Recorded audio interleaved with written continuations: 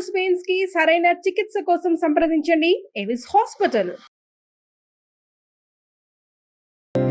మీరు చాలా బాధలో ఉన్నారు. మా ఆవిడ క్యాన్సర్ అండి. మా అబ్బాయి ఎంత పిలిచినా రావట్లేదండి. ఎక్కడున్నాడండి? అమెరికన్ ఉన్నాడు సార్.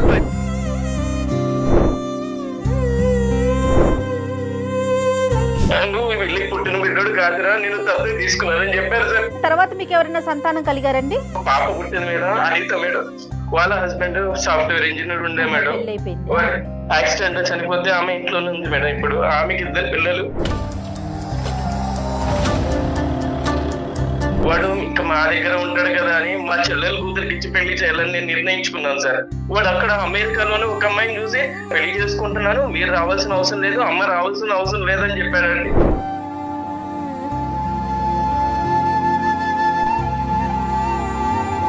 మా ఫ్యామిలీ గురించి మేము మాట్లాడుకుంటాం కదా, మీరు ఎందుకు మాట్లాడుతున్నారు? మీరు ఫోన్లు ఎత్తక, మీరు మెసేజ్లకు రెస్పాండ్ అవ్వక మా వరకు వచ్చారు రామకృష్ణ గారు, మీ తండ్రి గారు. మీ అమ్మ చావు బతుకులు కొట్టు బిడ్డ అది చనిపోయిందా? ఎవరు తల్లి అంటే ఎవరు? నన్ను కన్న వాళ్ళు నా తల్లిదండ్రులు, పెంచిన వాళ్ళు కాదు. ఆయన వాయిస్ వినడానికి నాకు చిరాకు ఉంది ఇప్పుడు. ఓ మై గాడ్, ఇరిటేటింగ్ గా ఉంది అంతా. ఎక్కడ వినలేదు, చూడలేదు, చూడడం కూడా.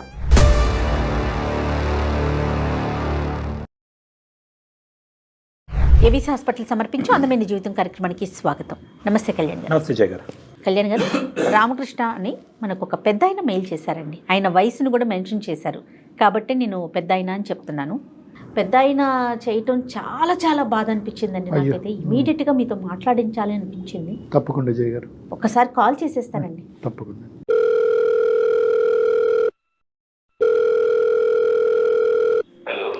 హలో, నమస్తే అండి. నేను జయానండి, అందమైన జీవితం ప్రోగ్రామ్ నుంచి కాల్ చేస్తున్నాను. సుమన్ టీవీ నుంచి కదమ్మా? అవునండి, అవునవును.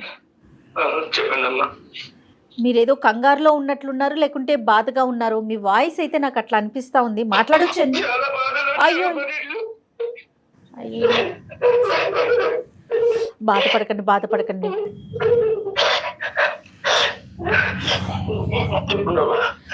బాధపడకండి, కొంచెం స్థిమితంగా కూర్చోండి. నాతో పాటు డాక్టర్ కళ్యాణ్ చక్రవర్తి గారు ఉన్నారు. ఒక్కసారి మాట్లాడండి అండి, ఒక్క నిమిషం. రామకృష్ణ గారు నమస్తే అండి. నమస్తే సార్. నమస్తే రామకృష్ణ గారు. ఏంటండి మీరు చాలా బాధలో ఉన్నారు. మా ఆవిడ క్యాన్సర్ అండి. అయ్యో, 4వ స్టేజ్లో ఉంది సార్. 4th stage. అయ్యో. మా అబ్బాయి ఎంత పిలిచినా రావట్లేదండి. ఎక్కడున్నాడండి? అమెరికాలో ఉన్నాడు. అమెరికన్ ఉన్నాడు సార్. ప్రెజెంట్ ఇప్పుడు ముంబైలోనే ఉన్నాడు సార్. ముంబైలో ఉన్నాడు. అవును సార్. ఎందుకంటే అంత కఠినంగా ఉన్నాడు అబ్బాయి? అంటే తల్లి 4వ స్టేజ్ క్యాన్సర్ లో ఉన్నా కూడా చూడటానికి రాకపోయినంత తప్పు మీరేం చేశారు? ఏం లేదండి, వాడు చిన్న పురిట్లో ఉన్నప్పుడే వాళ్ళ అమ్మ చనిపోయింది సార్. పురిట్లో ఉన్నప్పుడు వాళ్ళ అమ్మగారు చనిపోయారు. వాళ్ళ అమ్మగారు చనిపోయారు. మేము దత్తగా తీసుకున్నాం సార్ వాడిని. వాళ్ళ నాన్న 40 రోజులు కాకముందే ఇంకొక పెళ్లి చేసుకున్నాడు సార్. వాళ్ళ నాన్న వీడిని సరిగ్గా చూసుకోకపోతే మా ఆవిడ చూసి వాడిని ఏమండి మనం దత్త తీసుకుందామండి, మన దగ్గర పిల్లలు లేరు కదా, మన ఇల్లు మన సంసారంలో వాడు ఒకడు ఉంటాడండి, వాడిని మన పిల్లల్లా చూసుకుందామండి అంటే నేను వాడిని దత్త తీసుకున్నాను సార్. నాది సెంట్రల్ గవర్నమెంట్ ఉద్యోగం సార్ నాది. అయితే వాడికి బాగా చదివించుకున్నాం సార్ వాడిని. అంత చదివించుకున్న తర్వాత వాడికి ఇంటర్మీడియట్ ఆ లెవెల్లో ఎవరు చెప్పారు సార్, మా బంధువులు. నువ్వు వెళ్ళి పుట్టిన బిడ్డోడు కాదురా, నేను తప్పే తీసుకున్నానని చెప్పారు సార్. అప్పటి నుంచి వాడు మమ్మల్ని దూరం దూరం దూరం ఉంటున్నాడు సార్. రామకృష్ణ గారు, తర్వాత మీకు ఎవరైనా సంతానం కలిగారండి? మేడం ఒక పాప పుట్టింది మేడం, అనిత మేడం. అనిత ఆమె వాళ్ళ హస్బెండ్ సాఫ్ట్వేర్ ఇంజనీర్ ఉండే మేడం. యాక్సిడెంట్ లో చనిపోతే ఆమె ఇంట్లోనే ఉంది మేడం. ఇప్పుడు ఆమెకి 2 పిల్లలు. అయ్యో, ఆమె ఇక్కడే ఉంది. మాకు ఆర్థికంగా లోటు అయితే ఏం లేదు మేడం. వాడు ఇంటికి రావాలి, వాళ్ళ అమ్మ ఒక్కసారి నెచ్చు కన్నాను చూసి చనిపోతానంటుంది మేడం. 4వ స్టేజ్ మేడం, క్యాన్సర్. అయ్యో. బాబు 15 సంవత్సరాల వరకు మీరు చెప్పలేదు మీరు దత్తత తీసుకున్నారు బాబుని అనేది? లేదు సార్, వాడు ఇంటర్మీడియట్ వరకు నేను ఏమీ చెప్పలేదు సార్. ఎవడో చెప్పాడు సార్ బయట వాడు. వాడికి ఎంత ప్రేమగా చూసుకున్నామంటే మేము అంత ప్రేమగా చూసుకున్నాం సార్. వాడికి టైఫాయిడ్ జ్వరం వస్తే అక్కడ ఎక్కడో బీహార్ లో ఒక తావే మందిరం ఉంటే ఆ తావే మందిరం కూడా వెళ్ళి మా ఆవిడ ముక్కుకుంది సార్. అక్కడ వెంకటేశ్వర స్వామి ముక్కుకొని నడిచి ఆ పై దాకా వెళ్ళి ముక్కు తీర్చుకుని వచ్చాను సార్. ఇంత చేసిన వాడు అసలు వాళ్ళ అమ్మ అంటే ఇంత కూడా కనికరం లేదు సార్ వాడికి. వాస్తవానికి ఏంటంటే అనితని ఎంత బాగా చూసుకున్నారో బహుశా అదే స్థాయిలో దత్తత తీసుకున్నటువంటి అబ్బాయిని కూడా అదే స్థాయిలో చూసుకున్నాను సార్. అదే కదా సార్ నా బాధ. అంత బాగా చూసుకున్న కొడుకు ఈ రోజు నువ్వు నాన్న కాదు, నువ్వు మా అమ్మ కాదు అని చెప్తే ఎంత బాధ ఉంటుంది సార్ మాకు. అంటే ఈ రోజు అన్నాడా సార్ ఇంటర్మీడియట్ ఇది తెలిసినప్పటి నుంచి అలాగే ప్రవర్తిస్తున్నాడా సార్? ఇంటర్మీడియట్ అప్పుడు వేరే చోట చదువుకుంటాం నాన్న, వేరే చోట చదువుకుంటా అంటే అక్కడ పంపించాను సార్ నేను. అక్కడ నుంచి అలా అలా అలా మెల్లిగా మాకు దూరం అవుతే వస్తున్నాడు వాడు. ఎవరో ఏదో చెప్పారు సార్ వాడికి. అప్పటి నుంచి మమ్మల్ని ఇగ్నోర్ చేస్తున్నాడు సార్. తెలిసి తెలియనట్టుగా పట్టించుకోవడం లేదు. అంటే ఇంకా దూరంగా చదువుకుంటాను చదువుకుంటా వాడు ఇంకా మా దగ్గర ఉంటాడు కదా అని మా చెల్లెలు కూతురికి ఇచ్చి పెళ్లి చేయాలని నేను నిర్ణయించుకున్నాను సార్. మా చెల్లెలు కూడా సరే అన్నయ్య అనేది. ఎవరు పుట్టిన అబ్బాయి అయినా కూడా మా చెల్లెలు కూడా యాక్సెప్ట్ చేసింది సార్. వాడు అక్కడ అమెరికాలోనే ఒక అమ్మాయిని చూసి ప్రేమించి వాడు ఏం చేశాడు సార్, నాన్న మీరు ఎవరు రావద్దండి, అసలు ఎవరికి ఇన్ఫార్మ్ చేయొద్దండి, మన బంధువులకి ఎవరికి చెప్పకండి, నేను ఇక్కడ పెళ్లి చేసుకుంటున్నాను, మీరు రావాల్సిన అవసరం లేదు, అమ్మ రావాల్సిన అవసరం లేదని చెప్పాడండి. తెలుగు అమ్మాయేనండి అమెరికా అమ్మాయా? తెలుగు అమ్మాయే అండి. ప్రేమించి పెళ్లి చేసుకున్నాడు. వాళ్ళ వరకు అయితే హ్యాపీగానే ఉన్నారు.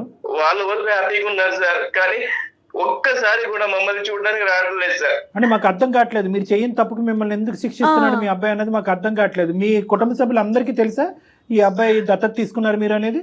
సార్ మా కుటుంబంలో అందరికీ తెలుసండి ఈ అబ్బాయి మీద దత్తత తీసుకున్నామని. కానీ ఎవ్వరు అబ్బాయికి చెప్పలేదు. కానీ ఇంటర్మీడియట్ చదివేటప్పుడు మాత్రం ఎవరో చెప్పారో అప్పటి నుంచి మీరు నా తల్లిదండ్రులు కాదు కదా అని వాడు దూరం అలాగే వెళ్ళిపోతున్నాడు సార్. ఎస్పెషల్లీ దత్తత తీసుకునేటటువంటి కేసులతో నాకు చాలా అనుభవం 30 సంవత్సరాలు బట్టి.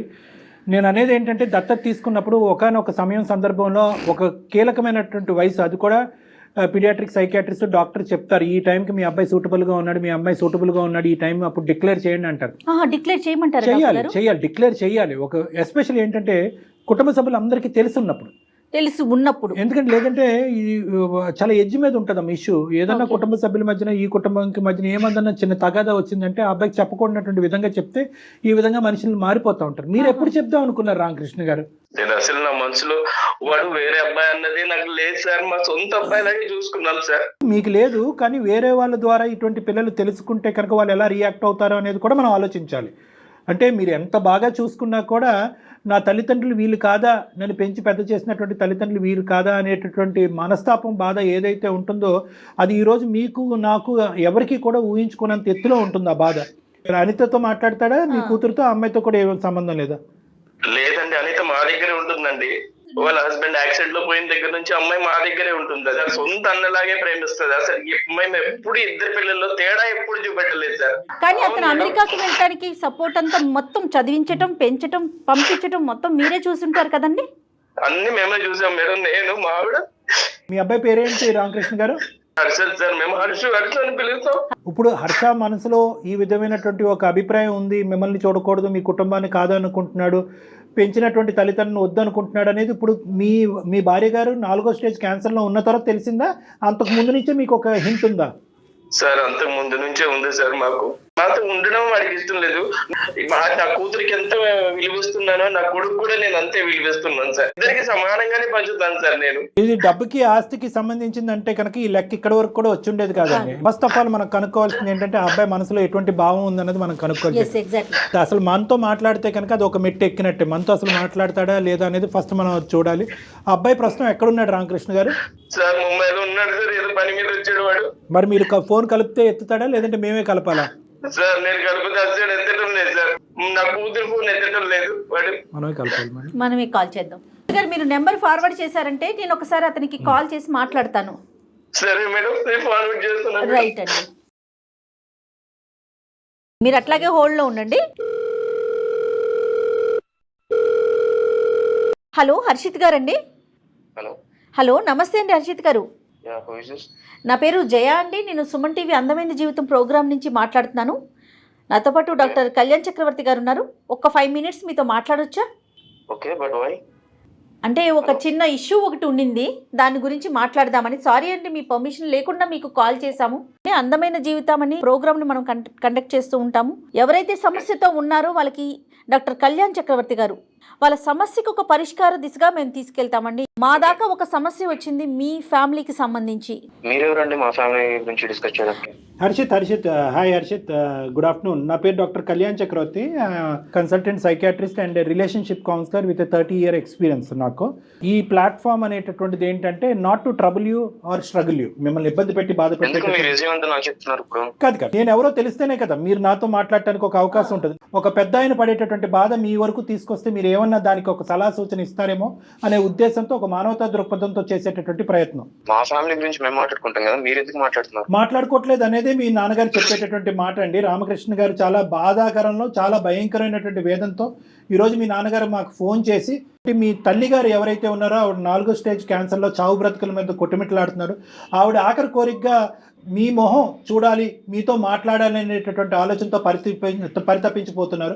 మీరు ఫోన్లు ఎత్తక, మీరు మెసేజ్లకు రెస్పాండ్ అవ్వక మా వరకు వచ్చారు రామకృష్ణ గారు, మీ తండ్రి గారు. దాంతో ఆ కేసు టేకప్ చేసుకుని మీ వరకు రావడం జరిగింది. దయచేసి ఒక 2 నిమిషాలు మనం మాట్లాడుకుందాం. మీరు దేనికి కాల్ చేశారు? మీరు ఏం మాట్లాడుతున్నారు? కాదు, రామకృష్ణ గారి యొక్క బాధని మేము అర్థం చేసుకుని మీ వరకు వచ్చాం. మీరు ఏమన్నా మాట్లాడదలుచుకున్నారా మాతో? లేదండి, నేనేం మాట్లాడదలుచుకోవట్లేదు. ఒక 2 minutes అండి ప్లీజ్, నా రిక్వెస్ట్. చెప్పండి. థ్యాంక్ యూ అండి, మీరు అర్థం చేసుకున్నారు. మీరు నేను అర్థం చేసుకోలేదు, మీకు టైం ఇచ్చాను అంతే. Okay, thank you, what ever. కానీ నేను చెప్పేది ఏంటంటే, రామకృష్ణ గారు కూడా, మీ నాన్నగారు కూడా ఇక్కడ లైన్లో ఉన్నారండి. మీరు డైరెక్ట్గా ఫోన్ ఎత్తట్లేదు కాబట్టి మేము ఈ పద్ధతిలో మీకు కాల్ చేయవలసి వచ్చింది. రామకృష్ణ గారు, మీ అబ్బాయి లైన్లో ఉన్నాడు, ఏమైనా మాట్లాడతారా? ఎలా అవుతావురా? నేను బాగానే ఉన్నాను కానీ మీరు ఎందుకు ఇలా ఏడుస్తున్నారు ఇప్పుడు? రే, మీ అమ్మ 4వ స్టేజ్లో ఉందిరా క్యాన్సర్. నిన్ను ఎప్పటి నుంచి నేను కాల్లో ట్రై చేస్తున్నాను, నాకు కాలేదురా. నీ చెల్లి ఎన్ని రోజుల నుంచి చేస్తుంది. మీ అమ్మ చావు బతుకులో కొట్టు బిట్టాడుతుందా? అది చనిపోయిందా?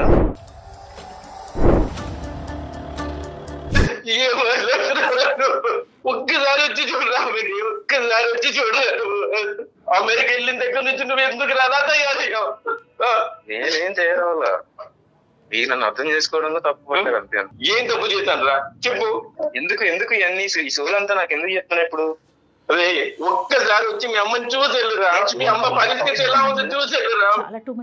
లేదు, ఇప్పుడు మీరు నాకు ఇంత ఫోన్ చేసి కాల్ మాట్లాడి మాత్రం అన్ని జరిగిపోవు, ఓకేనా? రాను ఒక్కసారి. నీ కాళ్ళు పట్టుకుంటారా? నీ కాళ్ళు పట్టుకుంటారా? ఒక్కసారి ఎమోషనల్ నా దగ్గర వద్దు. హర్షిత్, ఒక్క నిమిషం. రామకృష్ణ గారు, ఒక్క నిమిషం, నేను ఉన్నాను ఇక్కడ.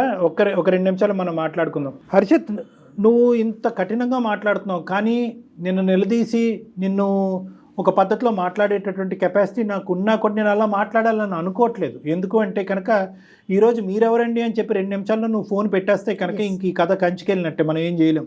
ఇంట్లో ఉన్నటువంటి మీ తల్లి యొక్క దిక్కులేనటువంటి పరిస్థితిని చూస్తూ నేను నీతో ఇప్పటికీ కూడా మర్యాదగా నిదానంగానే మాట్లాడాలని అనుకుంటున్నాను. అది నా సంస్కారం అనుకుంటాను, నా అనుభవం అనుకుంటున్నాను. రెండే మాట్లాడి. పెద్ద ఆయన చేయటానికి 2 కారణాలు ఉన్నాయి. ఒకటి, నాయన చావు బతుకుల్లో ఉండేటటువంటి నీ తల్లిని చూడటానికి ఒకసారి రారా బాబు అని ఒక రిక్వెస్ట్. తల్లి కాదు, 1 నిమిషం అన్న. ఈ డిబేట్ లోకి వెళ్తే మనం ఎంతసేపు అన్నా మాట్లాడుకోవచ్చు. ఎవరిని తల్లి అంటారు? ఎవరు తల్లి అంటే ఎవరు? అంటే నిన్ను కనీ పెంచి పెద్ద చేసి ఈ స్థాయి వరకు తీసుకొచ్చినటువంటి వ్యక్తిని తల్లి అంటాం తప్ప. అంటే ఓన్లీ కనకపోతే తల్లి కారా అండి? పెంచి పెద్ద చేయలేదు, ఆవిడ తల్లి కాదా మీకు? నా దృష్టిలో ఎప్పుడైనా కానీ నన్ను కన్న వాళ్ళే నా తల్లిదండ్రులు, పెంచిన వాళ్ళు కాదు. సరే, మీకంటే ఇది పెట్టుకుని నేను బయట సమాజంలో నేను తిరగలేను. ఇప్పుడు మీరు ఆ ట్యాగ్ గురించి బాధపడుతున్నారా? అంటే నాకు ఆ ట్యాగ్ గురించి నేను వాళ్ళ దూరం పెట్టింది కూడా దాని గురించి. నాకు అవసరం లేదండి అలాంటి రిలేషన్స్, నాకు అవసరం లేదు అలాంటి ఎమోషన్స్ నాకు వద్దు. అంటే ఎందుకు పేరు సంపాదించుకున్నాను, ఎందుకు అని చెప్పేసి నన్ను ఎవరు నోటీస్ చేయొద్దు. మీకు అనిపించేటటువంటి ఒక అంశం అంటే, నాకు ఏ తల్లి అయితే నన్ను కన్నదో ఆ తల్లి నన్ను పెంచి పెద్ద చేస్తే కనుక అది మీకు నచ్చుతుంది. ఏ తల్లి అయితే కనుక కనదో, ఏ తల్లి అయితే కనుక మమకారంగా మిమ్మల్ని పంచుతుందో ఆ తల్లి చేయనటువంటి పాపానికి ఈరోజు శిక్ష అనిపించాలా? అలా మీరు అనుకుంటే నేను ఏం చేయలేనండి. నాకు ఇక్కడ కావాల్సిందంటే ఏంటి, నాకు సమాజంలో కొంచెం పేరు కావాలి. సో వీళ్ళ వల్ల నా పేరు అనేది స్పాయిల్ అయ్యేలా ఉంది. రీజన్ ఏంటో, ఎట్లా ఏ విధంగా అవుతుందో మరి మీ కాన్సెప్ట్ ఏంటో మాకు అర్థం కావట్లేదండి హర్ష గారు. నేను వాళ్ళ పేరెంట్స్ యాక్సెప్ట్ చేయనండి. మీ అభిప్రాయం, సమాజానికి ఉండదు అలాంటి అభిప్రాయాలు. అంటే అటువంటి అనుభవం మీకు ఏమన్నా ఉంటే ఉందా చెప్పండి. చెప్పండి. అంటే ఎవరన్నా మిమ్మల్ని చిన్న చూపు చేశారా, దత్తత తీసుకున్నారా, నువ్వు ఆవిడకు పుట్టినటువంటి బిడ్డ కాదు అని ఎవరన్నా మిమ్మల్ని చిన్న చూపు చేశారా? చాలా సందర్భాల్లో నేను ఫేస్ చేశాను కాబట్టి అంత పెంచిన వాళ్ళు కూడా కాదని ఎందుకు వచ్చేసాను. నేను ఎంత బాగా హర్ట్ అయి ఉంటాను వాటి గురించి. నేను అలాంటి ఫేస్ చేశాను చాలా. సో దానివల్ల నేను వాళ్ళకి దూరం పెట్టేశాను అంతే. But where is this originating from అనేది ఒక్కసారి ఒక సైకాట్రిస్ట్గా అనలైజ్ చేసుకుంటున్నాను. ఎక్కడి నుంచి ఇది పుట్టుకొచ్చింది? అందుకంటే మీరు ఇంత కఠినంగా ఆవిడ ఉందా, చనిపోయిందా, మీరు ఎందుకు ఇలాంటి సీరియల్ నాటకం ఆడుతున్నారు, ఇలాంటి మాటలు అన్నా కూడా నేను మధ్యలో దూరి నా కోపాన్ని వ్యక్తపరచలేదు. ఎందుకంటే కనుక ఏదంటే 15 to 17 years వయసులో ఇంటర్మీడియట్ టైంలో ఎవరో మీకు వీళ్ళు కాదురా నీ తల్లిదండ్రులు వాళ్ళు అని చెప్పినప్పుడు మీ మనసు ఎంత గాయపడిందో అనేది నాకు అర్థమైంది. రెండోది ఏంటంటే కనుక ఒకటికి చాలా సందర్భాల్లో నువ్వు దత్తపుత్రుడు అనేటటువంటి మాట అనటం వల్ల మీ మనసు గాయపడి ఉంటుంది అనేది కూడా నాకు అర్థమైంది. కానీ నేను ఇంకొక యాంగిల్లోంచి వస్తున్నాను. అదేంటి అంటే కనుక ఏ తల్లి అయితే కనుక చనిపోకుండా మీరు అనాథ కాకుండా ఉండేటటువంటి పరిస్థితి ఆ తల్లి పెంచుంటే కనుక ఆ పేదరికంలో ఈరోజు మీరు అమెరికా వెళ్ళుండేవారా? ఈ స్థాయిలో మీరు ఉండేవారా? ఈ సంపాదన మీకు ఉండేదా? ఇది నెంబర్ 1. నెంబర్ 2 ఏంటంటే తల్లి చనిపోయినటువంటి మీ కన్న తల్లి ఈ జ్ఞాపకాలన్నీ మీకు గుర్తు చేస్తూ మిమ్మల్ని బాధపడుతున్నాను ఏమనుకోవద్దు. మీ కన్న తల్లి చనిపోయినటువంటి 10 రోజులకో 15 రోజులకో ఆ మహానుభావుడు ఇంకో పెళ్లి చేసుకున్నాడు అనేటటువంటి ఆలోచన ఉన్నటువంటి కుటుంబంలో మీరు పెరిగి పెద్ద అయి ఉంటే కనుక సంతోషించి ఉండేవారా? అంటే మీ వాదనకి నేను ఏకీభవిస్తున్నాను. అంటే నా కన్న తల్లిదండ్రులు వేరే వాళ్ళు కాదు.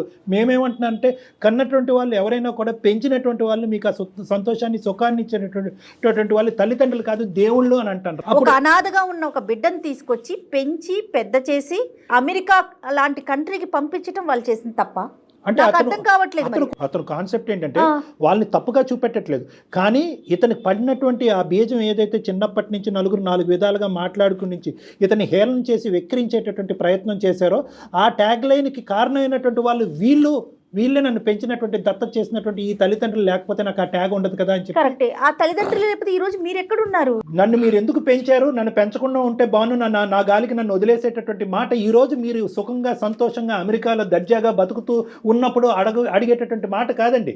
ఒకప్పుడు వాళ్ళు పెంచకపోతే కనుక మీరు ఎక్కడో ఏదో చేసుకుంటూ బతుకుండేవారు. అప్పుడు కూడా ఈ మాట అన్ని ఉండేవారా? ఇదేంటి ఇంత అన్యాయం చేశారు నా కన్న తల్లిదండ్రులు, ఈ సమాజంలో నన్ను పెంచి పెద్ద చేసేటటువంటి ఒక నాదురే లేదు అని అప్పుడు బాధపడి ఉండేవారా? ఈ రోజు మీరు కంఫర్ట్ జోన్ లోకి వచ్చాక మీరు అంటున్నారు నన్ను ఎందుకు పెంచారు. అది నా తెలివి వల్ల వెళ్ళానండి. నా తెలివి వల్ల, నా చదువు వల్ల నేను అలా వెళ్ళాను. ఏదైనా అమౌంట్ ఏమైనా కావాలంటే చెప్పండి, పంపిస్తాను నేను. అంతేగాని మీరు ఎవరిని కొనక్కర్లేదు. అటువంటి దిక్కు లేనటువంటి స్థితిలో వాళ్ళే లేరు. వినండి హర్ష గారు 2 నిమిషాలు. ఎందుకంటే ఈ రోజు మీరు ఫోన్ పెట్టేస్తే కనుక ఆ మహానుభావుడికి ఇంకా కొడుకు అనేటటువంటి దిక్కు లేకుండా అతను ఇంకో దేనగాథలోకి వెళ్ళిపోతాడు. కాబట్టి అతను పాయింట్ ఆఫ్ వ్యూలోంచి నేను చాలా ఇదిగా మాట్లాడుతున్నాను. ఏమండి, మీకు తెలుసు మీ తెలివితేటల వల్లే వెళ్ళిపోయారు అక్కడికి. మీరు అమ్మ నాన్న పిలటానికి కూడా ఇష్టపడట్లేదు. ఇంతసేపు మాట్లాడుతున్నా నాన్న అని పదం రాలేదు మీ నోట్లో. నాన్న అనే పదం అని ఇంకో 4 తిట్లు తిట్టినా బాగానే ఉండేది. ఆ మహానుభావుడు ఇంతటితో సరిపెట్టుకుంటానని ఫోన్ పెట్టేసి ఉండేవాడు. నాన్న అనే పదం కూడా రాలేదు. అంత పాపం ఏం చేశారండి వాళ్ళు? మిమ్మల్ని పెంచటమే తప్ప అంత పాపం ఏం చేశారండి?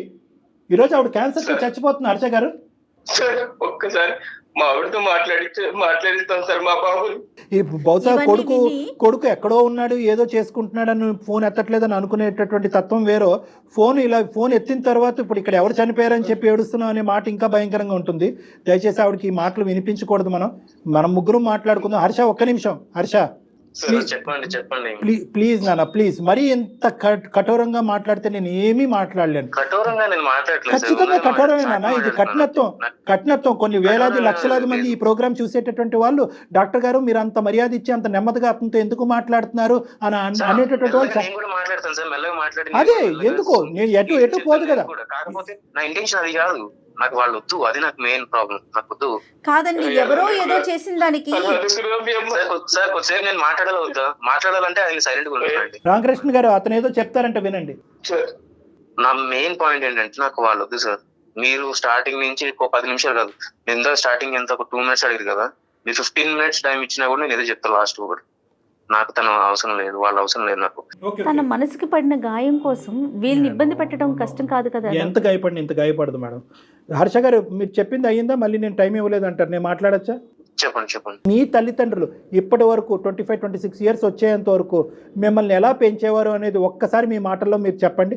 ఏదైనా లోటు చేశారా? ఇవ్వకూడదు ఏదైనా ఇచ్చారా? ఇవ్వాల్సింది ఏదైనా ఇవ్వకుండా ఉన్నారా? ప్రేమ ఆప్యాయత అనేటటువంటిది పెంచుకున్నటువంటి అనితతో సరి సమానంగా కానీ లేదంటే దానికి మించైనా కూడా మిమ్మల్ని బాగా చూసుకున్నారా?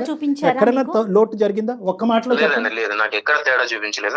నాకు అన్ని కరెక్ట్ గానే 100% కాదు కదా, బాగా 100% కాదు కదా, 200% వచ్చినాయి కదా, మీకు 200% వచ్చినాయి కదా, ఆ 200% వెనక్కి ఇచ్చేసేయండి. సరే అండి, ఇవ్వండి. ఇప్పుడు అదే అడుక్కుంటున్నాడు ఆ పెద్దాయన.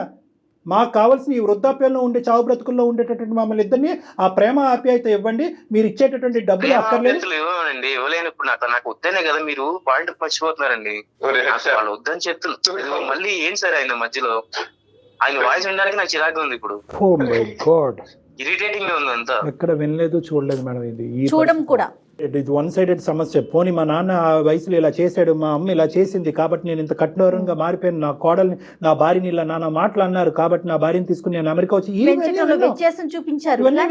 ఇది కంప్లీట్ గా వన్ సైడెడ్. వీళ్ళు ఏం పాపం చేశారు? ఎలా హర్ష ఈ ప్రాబ్లం కి మేము సొల్యూషన్ చెప్పలేము. ఐఎమ్ సారీ, మీరే చెప్పగలరు ఈ ప్రాబ్లం కి. వాళ్ళ వల్ల పడిన ఇబ్బందులు ఏంటి లేవంటున్నాడు కదా మేడం. 100 కాదు 200% ఇబ్బంది లేదు. ఇది జస్ట్ ఈస్ ఫిక్సేషన్. పెంచినటువంటి తల్లిదండ్రులు పెంచి ఈ లెవెల్ వరకు వచ్చాను. ఆ పెంచబడ్డటువంటి తల్లిదండ్రులకి ఒక కొడుకుగా అతను సమాజానికి చూపెట్టదలుచుకోలేదు. అతను కనేటటువంటి పిల్లలకి పరానా వాళ్ళు నేను దిక్కులేనప్పుడు వదిలేస్తే కనుక పరానా వాళ్ళు నాయనమ్మ తాతయ్య నేను పెంచారా అని పిల్లలకు చూపెట్టాలనుకోవట్లేదు. భార్యకి వీళ్ళు నన్ను పెంచినటువంటి అత్తమామ అన్నట్టుగా చూపెట్టుకోవట్లేదు. సో ఈ పెంచినటువంటి అనేటటువంటి ట్యాగ్ అతనికి నచ్చకపోవటం అనేది అతని బ్రెయిన్లో పడినటువంటి ఒక ఫిక్సేషన్. అంతే కదా హర్ష? అంతే అండి, మీరు బాగా అర్థం చేసుకున్నారు. ఇంతే అర్థంగా నీ కాళ్ళు పట్టుకుంటారు మాత్రం ఏమొస్తుంది? ఏమి రాదు నాన్న. ఎవరి కాళ్ళు ఎవరు పట్టుకున్నంత మాత్రం ఏమీ రాదు. కొంచెం పంపించండి సార్, మా వాడిని నేను కూడా వచ్చి కాళ్ళు పట్టుకుంటాను. పోనీ రండి, ఆ విధంగా కాలు పట్టుకోండి ఒకసారి. ఆ తని తిరుగుతుంది ఆ మహాతల్లికి. పోనీ వచ్చి కాలు పట్టుకుని మీరు నా తల్లిదండ్రులు కాదు అనే మాట చెప్పడానికి గురించేనే ఇక్కడికి రండి. హర్ష గారు, ఇన్నిసార్లు ఈ విధంగా మాట్లాడుతున్నా కూడా మీకు కనికరం అనిపించట్లేదండి? కనీసం వచ్చి ఒక్కసారి కనిపించి వెళ్ళిపోండి. ప్రేమ లేకపోయింది. నేను ఏం చెప్పాను, ఏం మాట్లాడాను అనేటటువంటిది నీకు నచ్చచ్చు నచ్చకపోవచ్చు. నెంబర్ 1 చెప్పా పెట్టకుండా నీకు ఫోన్ చేయటం, దానివల్ల మా మీద ఎంత కోపం ఉందో మాకు తెలియదు. కానీ ఇవన్నీ తీసి పక్కన పెట్టు. చిన్నప్పుడు మాట్లాడినటువంటి మాటలన్నీ తీసి పక్కన పెట్టు. 1కి 100 సార్లు నీ నోటు వెంట నువ్వే అన్నావు 210% నా తల్లిదండ్రులు నన్ను ప్రేమించారని చెప్పి. ఏ మచ్చ లేనటువంటి ఈ పెంపకాన్ని ఎందుకు ఇలా శిక్షిస్తున్నావు? ఒక్క 2 నిమిషాలు ఆలోచించు. బతిమాలుకుంటున్నాను, వేడుకుంటున్నాను, అడుక్కుంటున్నాను. రామకృష్ణ గారు, మీ అబ్బాయితో ఏమైనా చెప్పాలి అనుకుంటున్నారా? చాలా ఉంది సార్ చెప్పడానికి. మీ అమ్మ చేసిన తప్పేమన్నా ఉంటారా? నేనేమన్నా తప్పు చేస్తానంటే శిక్షించరా? ఒక్కసారి నేను ఏం చేయటం కాదు నన్ను, ఏం చేయాలో నీకు తెలుసు. మేము చెప్పేవాళ్ళం ఎవరు నీకు తెలుసు. నీది మరీ అంత కఠోరమైనటువంటి మనసు కాదు. నువ్వు ఎందుకు అలా మారిపోయావు మాకు అర్థం కావట్లేదు. ఒక్కసారి 4 మెట్లు దిగి మీ నాన్నగారు వేడుకునేటటువంటిది ఏంటి అన్నది ఒక్కసారి కళ్ళు మూసుకుని ఆలోచించండి, అన్ని క్లియర్ అవుతాయి. సార్ అక్కడికి వచ్చిన తర్వాత నాకు వాళ్ళ రిలేషన్స్ ఎవరైతే ఉన్నారో వాళ్ళందరూ వచ్చి నన్ను పాయింట్అవుట్ చేసి మాట్లాడతారు, నాకు నచ్చదు. ఇంకొకటి ఏంటంటే చిల్లి భర్త లేడు, చిల్లి పిల్లలు ఇలా అని చెప్పేసి ఈ రిలేషన్స్, ఈ ఎమోషన్స్ అన్ని తీసుకొచ్చి నన్ను ఎత్తులు పెట్టద్దు అని చెప్పండి సార్. నేను వచ్చి కామ్గా చూసి ఓకే ఆవిడ హెల్త్ బాగాలేదన్నారు, ఓకే నేను వచ్చి చూసి వెళ్ళిపోతాను అంతే. ఇది కూడా నేను రాకూడదనే డిసైడ్ అయ్యాను. కాకపోతే వీరు నా ఫ్యామిలీ అని మీరు అంటున్నారు. సరే, బయట మనుషులు మీరింతలా నా గురించి ఆలోచించి మా ఫ్యామిలీ గురించి ఆలోచించి చెప్తున్నారు కాబట్టి నేను ఏదో వచ్చి చూసి వెళ్ళిపోవడం మీకోసం పర్టికులర్ గా sir. Thank you so much అండి మా మాట మన్నించినందుకు. అయితే మీరు వచ్చేటప్పుడు ఒక్కసారి ఫోన్ చేశారంటే ముందు మనం డాక్టర్ కళ్యాణ్ గారి దగ్గర ఒక్కసారి కూర్చుందాం. ఒక 10 నిమిషాలు మాట్లాడాక అందరం కలిసి అమ్మని చూడటానికి వెళ్దాం. ప్లీజ్ ఆ అవకాశం మాత్రం మాకు ఇవ్వండి. Super, very good. Thank you Harsha, thank you so much. మా విన్నపాన్ని, మా బాధని మన్నించినందుకు. మీ తల్లిదండ్రుల గురించి నేను ఇలా అడుక్కోవటం అనేది నాకు విడ్డూరంగా అనిపించింది.